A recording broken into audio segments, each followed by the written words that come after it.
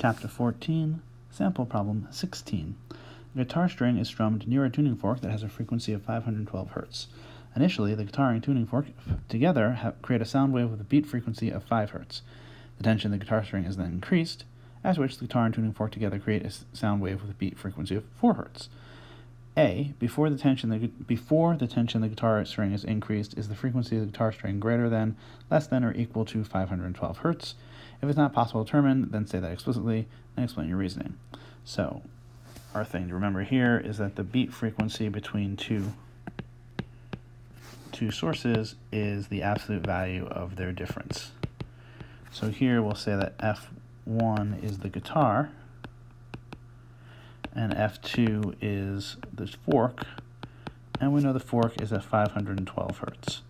So, before we tune the guitar, before we change the tension of the guitar, then FB is 5 Hz, so the guitar must be at either 517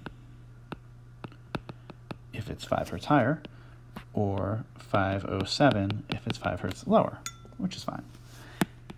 After we know that the new beat frequency, which I'm going to put beat with a star, is 4 Hz, but we also know that F1 star is greater than F1. In other words, when we increase the tension, the fundamental mode of the guitar gets higher. The wave speed is proportional to the square root of the tension, so the wave speed goes higher, and the fundamental frequency is proportional to the speed.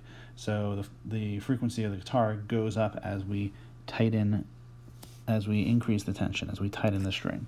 So we would be at something which is, if we had been at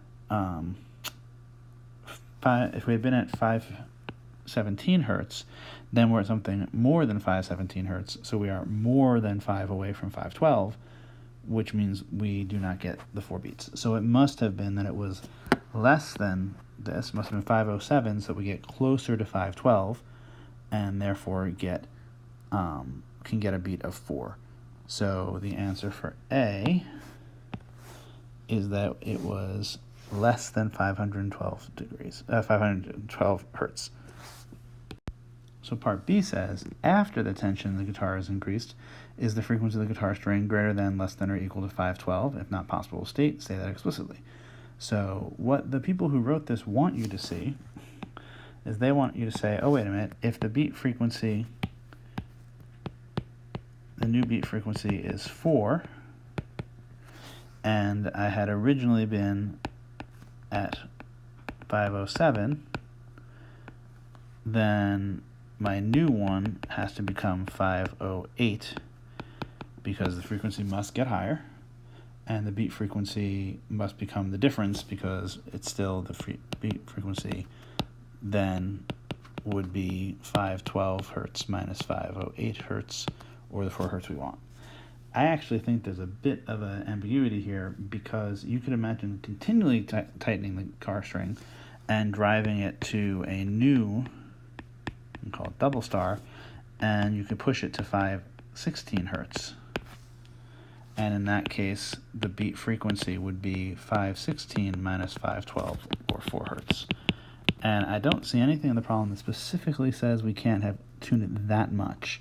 They didn't say we didn't cross, they just said we had something, we got to another. So I think that the answer actually is that you cannot be sure because we don't know which side of 512 we were.